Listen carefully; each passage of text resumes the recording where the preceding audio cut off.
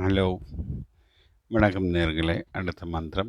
ഓം ബുദ്ധൻ തൻ്റെ രക്ഷയ്ക്കായി കുട്ടിച്ചാത്തനെ പ്രാർത്ഥിച്ചു.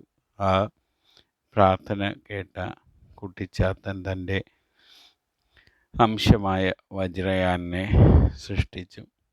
അകംപുരുളവും പുറംപുരുളവും ആയ ചാത്തൻ എൻ്റെ കാത്തതുപോൽ തൻ്റെ കയ്യിലുള്ള നിധി നമുക്കായി വീതിച്ച് ആ നിധി തൻ്റെ രക്ഷയ്ക്കായി வருக ஸ்வாஹா. இது ஒரு நிதி எடுக்கிற மந்திரமாக்கும். இந்த மந்திரம் அதுக்கு சில விதானங்கள் இருக்குது. புதையல் இந்த மாதிரி விஷயங்களில் யூஸ் பண்ணுற மந்திரமாக்கு. இதுக்கு கொஞ்சம் விதிகள் இருக்குது. இந்த விதி நேரடியாக தான் சொல்லி கொடுக்க முடியும்.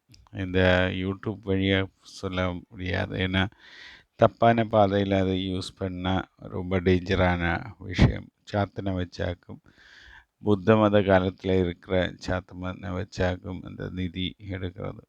ഓം ബുദ്ധൻ തൻ്റെ രക്ഷയ്ക്കായി കുട്ടിച്ചാത്തനെ പ്രാർത്ഥിച്ചു. ആ പ്രാർത്ഥന കേട്ട കുട്ടിച്ചാത്തൻ തൻ്റെ അംശമായ വജ്രയാനെ സൃഷ്ടിച്ചു. അകം പൊരുളും പുറം പൊരുളും ആയ ചാത്തൻ എന്നെ കാത്തതുപോൽ തൻ്റെ കയ്യിലുള്ള നിധി നമുക്കായി വീതിച്ച് ആ നിധി തൻ്റെ രക്ഷയ്ക്കായി வருக ஸ்வாஹா. இதாக்கும் மந்திரம். இங்கே யூஸ் பண்ணலாம். ஆனால் அதுக்கு முழுமையான இது தெரிஞ்சிட்டு வேணும் யூஸ் பண்ண வேண்டியது. முழுமையான விஷயம் தெரியாமல் யூஸ் பண்ணக்கூடாது. Thank you friends. தேங்க்யூ. சப்ஸ்கிரைப் பண்ணுங்க, ஷேர்.